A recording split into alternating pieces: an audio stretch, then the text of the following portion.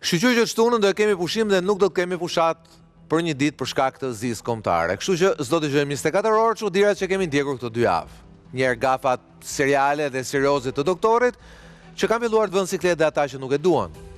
Pastaj batutat modeste e inteligjente Lulul Bashës, më pas shpërtimet e ujrave xezat Vrenozit, përzierjet me ujrat e bardha të Ramës që preferon të bëj gallat se sa të jap llogarisë si kryeministër për premtimet e tij këto 12 vjet. Shqyqyr që do të kemi zi dhe do të shohim qoftë një funeral, po ama estetik nga Vatikani, se sa kufoma politike që vinë vërdall, ulërasin, lëshojnë broçkulla dhe më shumë mërzisin gra dhe burra, se sa të ftojnë që të dalësh ti votosh në 11 maj. Por kjo do të zgjasë vetëm një ditë. Të dielën, Sali Berisha do të shkojnë në Athinë, do të marrë Fredi Belerin me vete dhe do të bëjë si miku i madh i Greqisë, në përleshje me cilën vitet 94-96 varrosi me ndërgjegje ëndrrën e integrimit në BE dhe e latë në dorë të fshesës greke. Pikërisht për shkak të Fredi Belerit. Edi Rama me siguri do të përdor pushimin e të shtunës që të pajtoj edhe më shumë gjakat me meshkujt e inatosë që i quajti qyryk dhe gjysma, duke harruar se edhe një qyryk e ka një vot dhe kur jeton jashtë dhe nuk ka patronazhist edhe ta jep votën kundër thjesht nga zemrimi.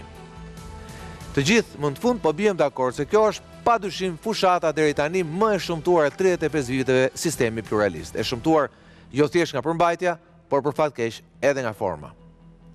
Sigurisht ka dhe një fushat më pak të dukshme ose pak më ndryshe. Për shembull, Adriati Klapa e ka filluar bën kontrata publike me popullin. Apo Agron Sheja e vazhdon dhe flet me vete me celular hapur që ta kuptojnë të gjithë se sa inteligjent është.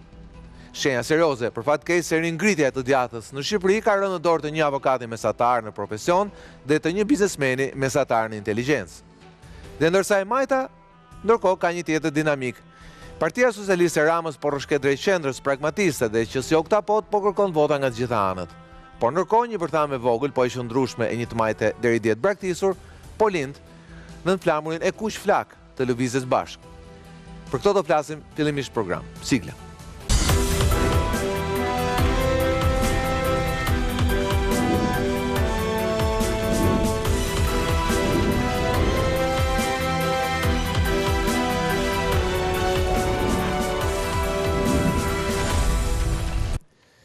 Mirëmbrëma dhe mirë se vini në Ristory. Sot me mua në program janë ftuarit e mi, fillimisht pjesë e parë Arlin Qori, drejtues i Lëvizjes Bashkë. Mirëmbrëma Arlin, kënaqësi të kem sërish program këtë fushatë. Artur Nura është me mua gjithashtu program. Mirëmbrëma Artur, kënaqësi të kem në program. Arlin, do doja ta nisja fillimisht me një opinionin tënd për opinionin tim për fushatën e deri tanishme, që me thënë vërtetë nuk është një opinion shumë pozitiv. Tani, unë e shoh fushatën nga këndvështrimi i Lëvizjes Bashkë, kështu që në këtë kuptim për mua fushata patjetër.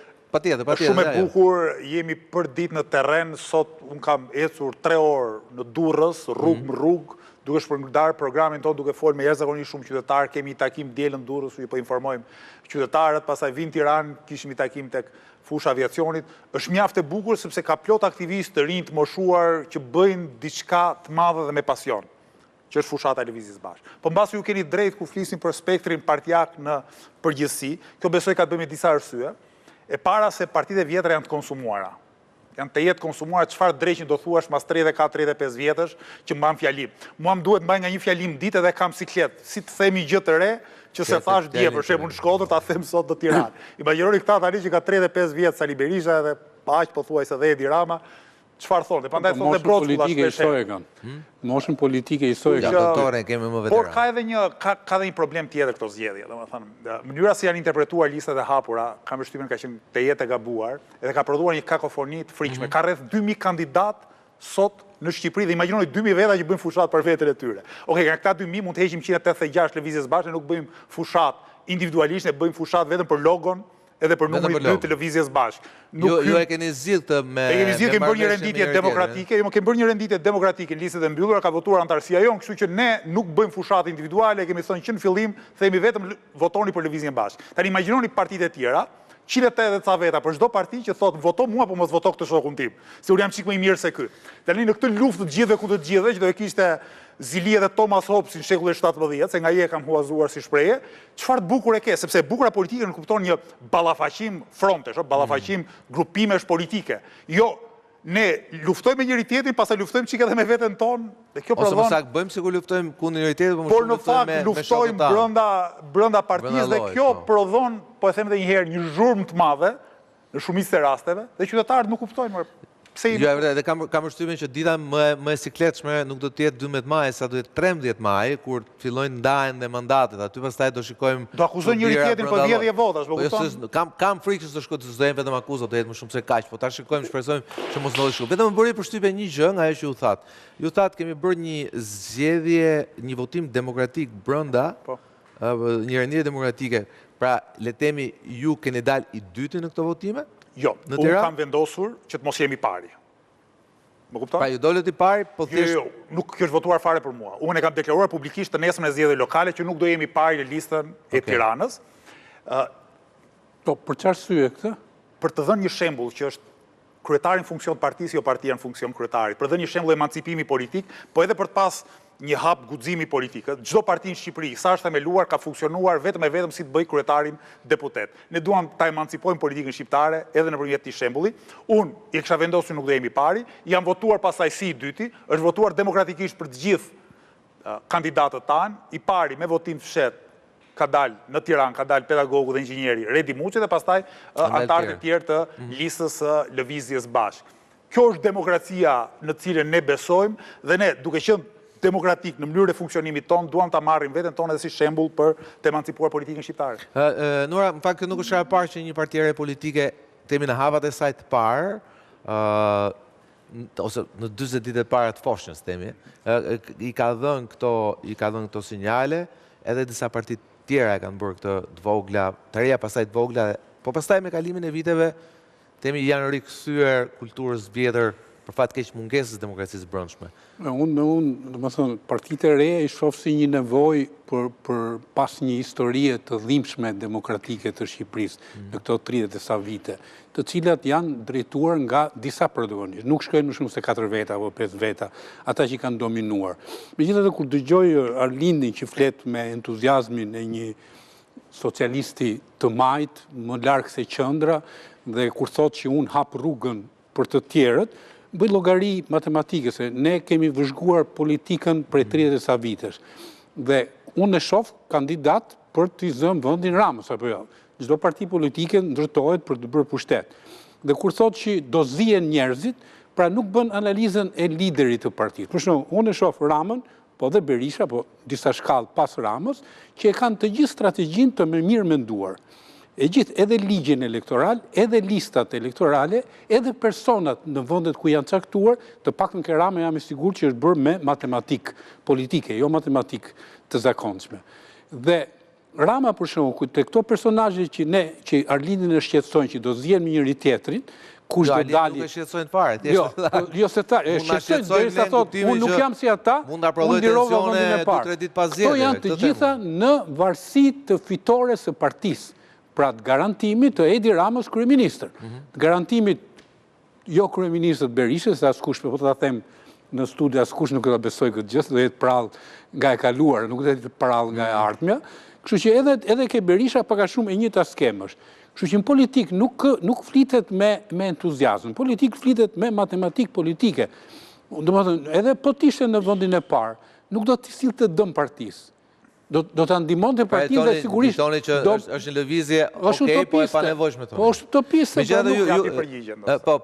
Unë do doja të jepi përgjigje më shumë asaj që tha Nura, pasi kjo sqaron dhe faktin se nëse tek e djathta Arlind ka një nevojë ulëritëse për ngritje, tek e majta, që identifikohet paktën formalisht me Partinë Socialiste dhe me Edi Ramën, dikush do të thotë po këtu po çana duhet një majt tjetër, dhe Nura tha diçka, tha Qori është do t'i zë vendin Ramës. Pyetja ime është, duke korrigjuar fokusin e deklaratës së Arturit, ju kërkoni të zini një vend që është apo të okuponi një vend që është lënë bosh?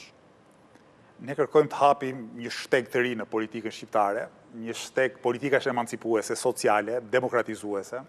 Kërkojmë që Shqipëria të mos ketë më një shtet grabitqar, por një shtet zhvillimor.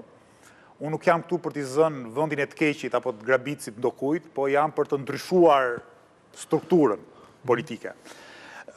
Dhe sigurisht vendimi im për të mos qenë i pari në Tiranë ka të pas të bëj në radhë parë me parimin tonë. Dhe parimet janë përpara strategjisë. Strategjia e shërben parimeve, jo janë asjellta. Parimisht duhet të jetë ashtu, po. Ashtu është, për ne të paktën. sepse unë nuk jam politik që të marrë një rrogë të mirë si deputet, sepse unë tashmë bëj punën më të mirë në botë, dhe më të bukur në botë, që është puna e pedagogut. Edhe për mua është sakrificë e madhe, qofse më zgjedhin qytetarët për të hyrë në parlament, dhe ju ftoj të më besoni për këtë gjë, që ta lë punën e pedagogut për të bërë punën e deputetit. Është shumë më mirë të merresh me studentët se me të merresh me treqerekun atyre kolegëve të anëtarës në kuvetin e Shqipërisë. Tani, edhe nga pjesa strategjike, unë mendoj që vendimi im ka qenë i drejtë, dhe po jap dy arsye.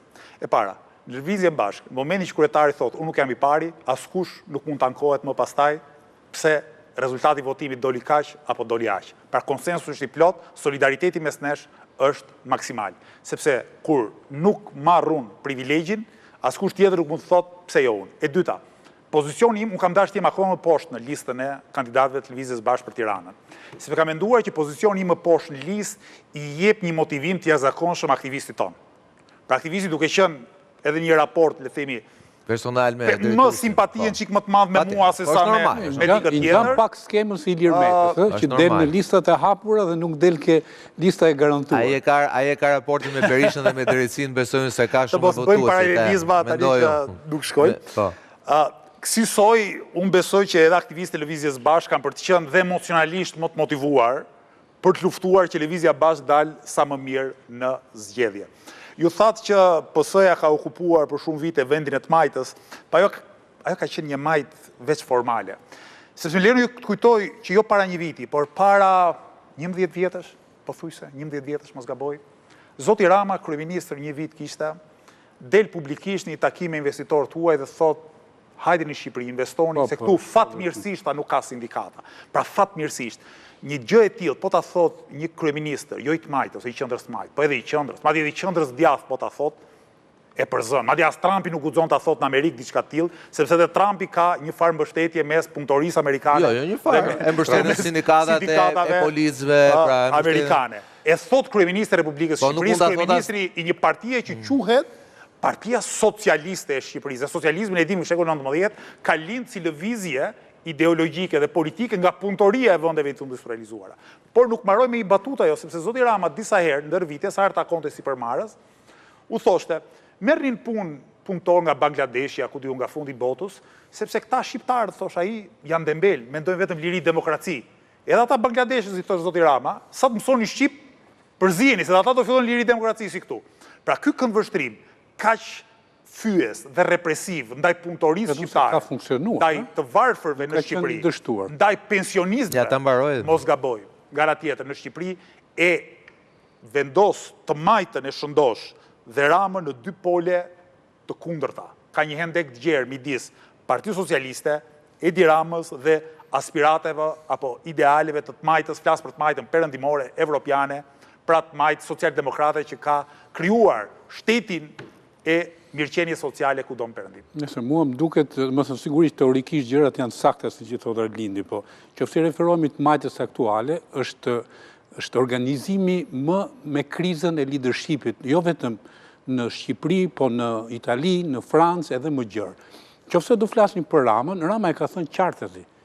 Erë kërkoj jashtë të majtës, përtej të majtës, përtej së djathtë. Rama është një politikan i cili ndërton ideologjinë e vetë dhe e ndërton në funksion të asaj që do të realizoj. Kur ka thënë në Itali e ka përmendur, ku është yllit i Piccolo Schermo, që i thonë ata, e kenë prime time rregullisht aty e ka thënë qartë dhe ka thjell interes biznesmeni, është biznesmen. E ka bërë interesin vetëm për sjell dhe këtu ka sjell goxha investime. Dakor, vetëm ideja pyetja ishte a është kjo një lëvizje e një lider e një partie të majtë, apo është Rama i ka dhënë dimensionin e vetë Partisë Socialiste. Të hymë në bisedë. I ka dhënë dimensionin e vetë Partisë Socialiste. Dhe poshtë edhe do garantoj fitoren e këtyre zgjedhjeve. Tani, teza e Zotit Rama, jo vetëm është e pa princip, por është edhe jo eficiente. Unë nuk kam parë bum investimesh tuaja, me qenë se Zoti Rama thot që ai se s'ka sindikata. Sepse investimet e huaja nuk vinë vetëm për shkak të krahut lirë punës. Vinë edhe se ka një shtet ligjor, institucionet forta, drejtësi, infrastrukturë. Pra, ne nuk është se kemi përfituar nga investimet e huaja, por nga ana tjetër. Po kemi përfituar, si s'kemi përfituar, si mund të kemi përfituar. Ju lutem, mbaroj. Politikat represive të Zotit Rama, ndaj njerëzve të punës, kanë bërë që nga Shqipëria të largohen çdo vit, sipas Institutit Statistikave, rreth 50.000 qytetarë, 50.000 forcë punëtore. Largohen nga Shqipëria. E njëjta smundje në Itali. Në të njëjtat përmasa pothuajse me të njëjtat përmasa. Dhe në Itali, edhe në Itali në veriut ku është ekonomia më e zhvilluar e kam vërtetuar unë. Dhe që ka një kulturë shumë fortë sindikatash. A mund të mbaroj parastrimin të lutem? Po dhe ç'këmbehemi se. Po patjetër. Dakor, vetëm mos harrojmë në garë shore nuk kemi ne. Unë jam me elektoratin, jemi dhe ne në garë. Unë përfaqësoj shumicën, nuk përfaqësoj një grupim politik caktuar, tash le të mos i ngatrojmë gjërat. Okej. Jo grupin bashkë me një grup vogël, jo gjithë bashkë. Vetëm jemi formalisht në fushat elektorale dhe formalisht kanë temi të drejtën që të paktën ta mbarojnë argumentin nga Shqipëria nuk ikin askund tjetër, po të merret në raport numri atyre që ikin me popullsinë. Ne kemi gati rreth 40% popullsisë tonë jashtë Shqipërisë. Nuk e ka Italia këtë gjë, që 40% popullsisë vetë ta ketë jashtë Italisë. Dhe tjetra, në Itali shqetësohen për këtë gjë. Më kupton, në Itali nuk thonë, me që po ikin dhe nga Gjermania, le të ikin dhe nga Italia. Për ne, është shumë e rëndësishme që fuqia punëtore të gjejë interes për të ndëitur në Shqipëri, për të pas kushte më të mira pune, për të punuar në sektor ku produktiviteti i punës është më i lartë dhe ku shërbimet publike dhe sociale janë më të mira. Mua nuk më intereson rreth parë që të bëj krahasime të tipit çfarë ndodh këtë vend apo çfarë ndodh në atë vend. Unë jam këtu që të përmirësojmë kushtet e punës dhe të jetesës dhe mënyrën e reagimit të institucioneve në vendin tonë. Dhe po ju them, Shqipëria sot vuan si asnjëherë tjetër nga mungesa e forcës punëtore. Në qoftë se në vitet 90 ne kemi pas forcë punëtore me tepri e kapital pak, sot kemi kapital me tepri e forcë punëtore që na mungon. Prandaj në programin tonë ne japim përparësi punës, të drejtave të punëtorëve, ristrukturimit të ekonomisë në mënyrë që punëtorin, bujqësinë, industritë dhe në shërbime të punojë më mirë, të prodhojë më shumë, por edhe të paguhet më shumë dhe të respektohen të drejtat. Dhe këto gjëra nuk kanë ndodhur për asnjë ditë e jo më vit gjatë qeverisjes së Zotit Rama. Pse s'ka ndodhur? Sepse ky është një debat që unë kam patur Arlind me disa temi biznesmen kryesisht të ndërtimit. Sepse duke parë një ndërtim tyre para disa viteve, duke interesuar për temi për një apartament, po flisja me inxhinierin. Dhe inxhinieri më tha, i thash po pse keni lënë punimet për gjysmë. Tha sepse më ka hikur ai hekurthyesi quhet që është puna më e fortë dhe më e rëndësishme.